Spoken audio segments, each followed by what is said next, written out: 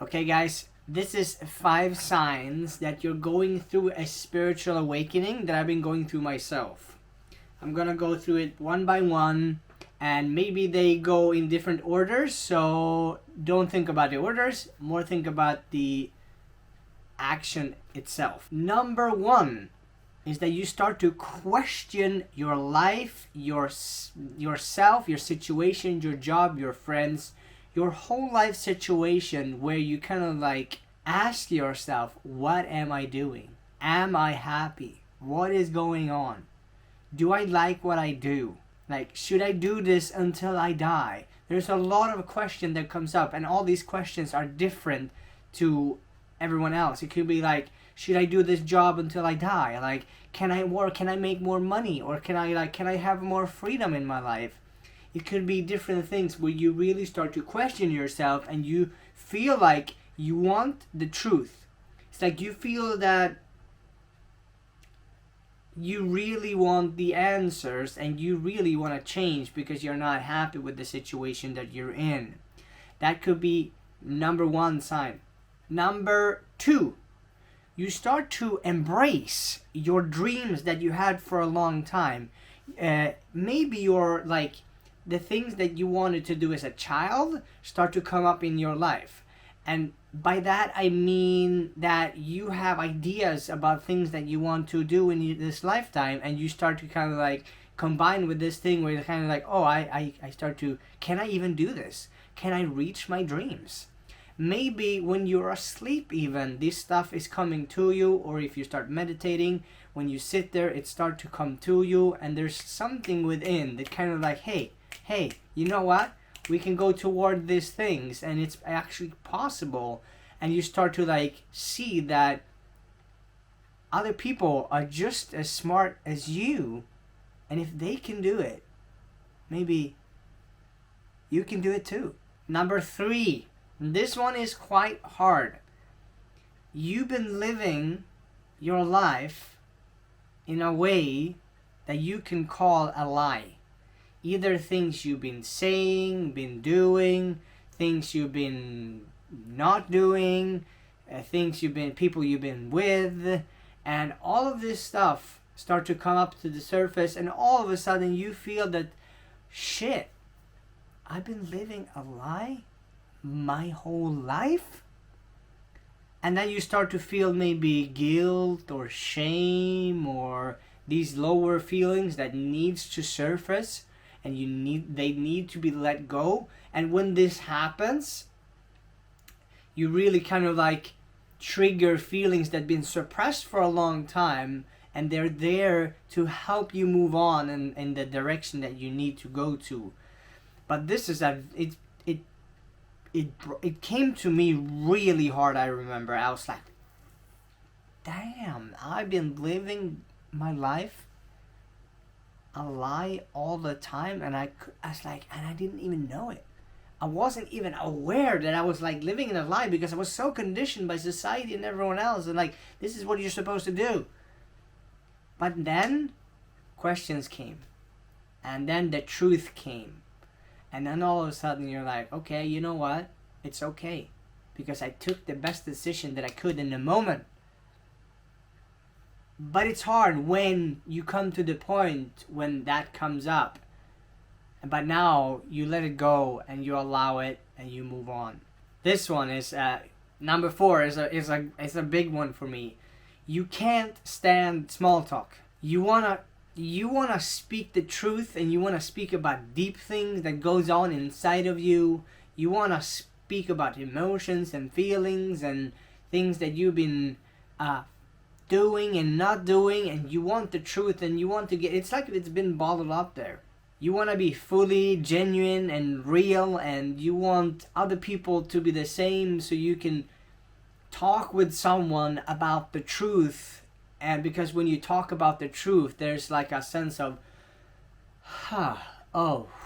it's like, it's a nice feeling to truth. A lie and suppression often feels bad, and this truth feels so good to you that you want to keep talking about it, because you haven't really been speaking about it.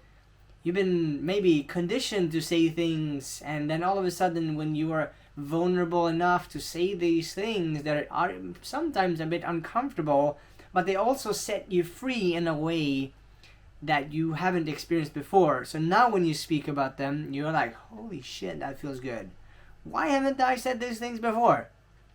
Why haven't I expressed this thing earlier to people? Why have I held myself back? And then all of that kind of like questioning comes in. But remember, when you are in this phase, allow yourself to cut off whatever you need to cut off. Because either you do that straight away and you go into this thing of truth, your truth, or you can stay and chit chat and but it will not serve you, and it will take longer for you to go through this period. This period is extremely deliberating, and like I remember it myself when I went through it. It was such an amazing time, but it was also hard because all of a sudden I needed to cut people off that I genuinely liked. But with them, I couldn't say these things because if I said them, they thought that I was fucking crazy and they couldn't understand. But who can? Like, often other people can't understand when you go through an awakening like this. Your soul is like craving to come out and like seeing and expressing the real you, the you that are real inside, and whatever has been going on in your life, those things wants to come out. So this is an amazing period, and don't feel bad about maybe saying no to other people and put your boundaries out, and you say, you know what, I don't want to drink beer, I'd rather sit with someone else or by myself, and I want to do this and this and this instead, and take the time with you. But it's also important if there is some people that actually can meet you where you're at. Often that's not the case. But number 5, you feel like you want to press the reset button and you want to kind of like leave, and you want to like, no, I don't want this stuff anymore. I want to just get out of here so I can spend time with other people in other places, so I can do the things that my soul really craving. So if you feel like kind of like escaping for a while, that is normal. So you can come into a different environment where people maybe are more accepting, where people wants to talk about this stuff. For example, I went to Bali. That was a huge thing for me. I could go there and everyone talked about personal development and healing and thinking. It was all open. Where I came from, it was really shut. And if you talked about it, people were like, oh, what is that? And what do you like? And I really needed other people to talk with and to do this thing that I was going on and inside of me. And for now, I kind of like, it's all out. So it's all there already now. So I don't have to be in that environment anymore. But there's a period of time in this awakening period where you kind of like the lid comes up and it needs to come out. So make sure that if you go somewhere for some time, someday you maybe want to go back, or maybe you don't. It's different, but make sure that you have some people that could listen to you, that can meet you at your level, and wanting to kind of like reset and leave. It's all fine. Like if you really feel like doing it, go for where your heart always knows the best.